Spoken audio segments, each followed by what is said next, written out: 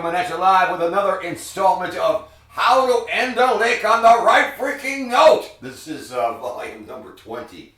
Alright, so the question today is, why in the hell did I play the same lick over and over like some kind of maniac, right?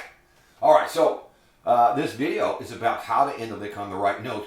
And if you know what you're doing, you have more than one option to hit that last chord in the little 2-bar pattern with a chord tone. So I'm going to talk about that today. So right now, let me move on and bring out the dry erase board and talk about the chords. All right, take a look. We are in the key of A minor. I used A minor pentatonic in the 5th position for this one. And I'm using my backing track in A number 1. And what I did this time was I looped the first section and the second section together. I let the first section run through once, the second section run through once, and I looped that through, and I did it twice. All right, now, the first section, take a look.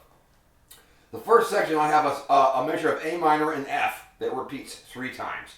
And I have a lick for each one of those, and each lick ends on a chord tone of F. The second section is also 2 measures, the second part of the first section, I should say. And we have E minor to G, and the end of the lick ends on a chord tone of G. All right, the next part, the second chord progression, we see I've got 2 measures here, A minor to G. I have a lick for that. I end the lick on a chord tone of G. Then over here, the second 2 measures of the second section is the F to A minor, and I end that little round of measures, 2 measures, with a chord tone of A minor. Real quick, how do you know what note to end a lick on? You've got to know what the chord is underneath where your lick stops. All these licks were just 2 measures long, but check it out. If the lick ends on F, I end on the notes either F, A, or C. If the lick ends on G, I end on the notes G, B, or D. If the lick ends on A minor, I end on either the notes A, C, or E. Sometimes I'll play the note straight, wherever that note is on the fingerboard. Sometimes I'll bend up to it, either in a whole step or a half step, because it sounds cooler. All right? Now, let me slide this back out of the way. What I need to do next, before I demonstrate the licks, is let me outline the chord progression in a simplified way. This is how I think about it when I'm jamming over chords. I'm aware of the chords as they go by, and I know what I'm going to do. I don't just hope and pray that I hit land a lick somehow safely. I know what I'm going to do.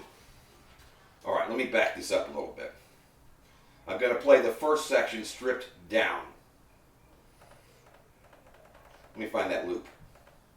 All right, it's coming up. All right. A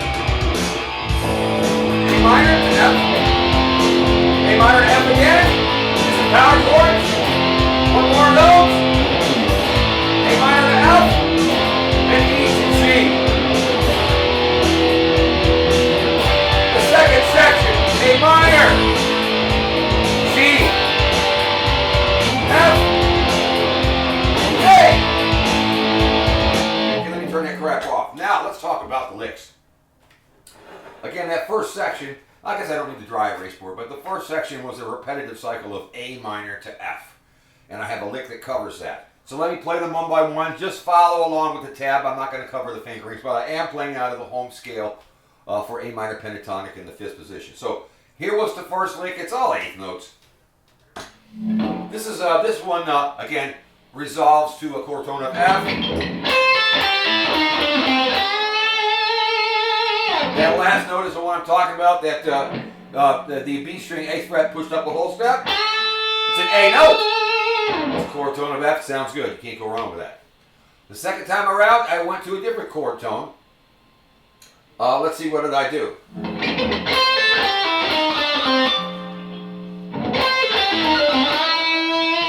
I actually used an E. That makes an F major 7. Just leave it as is. That's an upper partial, but that's what I did. Oh my God! All right, third one. I used the A on the D string 7th fret. chord tone of F. All right, let's keep going. When I got to E minor to G, I did this. That last note's in D note, a chord tone in G. Pretty simple.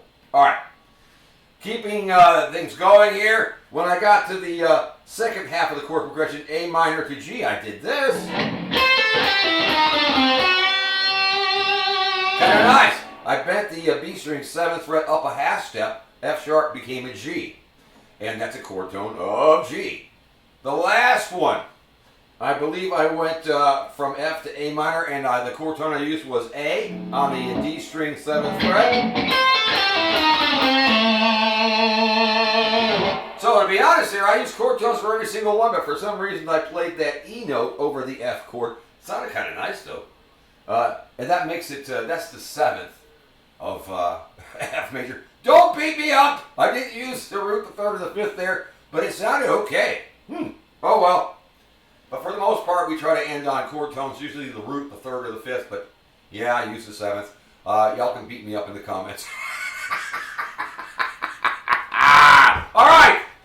I think that's it, but it's really important, as you know, to be able to land your licks on a chord tone. And again, don't forget all the licks were 2 measures long. I was mostly playing eighth notes. I'm not shredding here. We're flying the Piper Cub, not the fighter jet. You really got to get this basic stuff down first before you can go on and scare people with your technical prowess. And if you try to put the cart in front of the horse, you're going to sound like a dummy. And I don't want that to happen. Okay? All right, so it's me, the Rock Doctor. Don't forget to like, share, subscribe, leave a comment, order me a pizza, find me a bass player that knows the songs. That'd be great. And I guess I'm out of here. I will see y'all. Bye.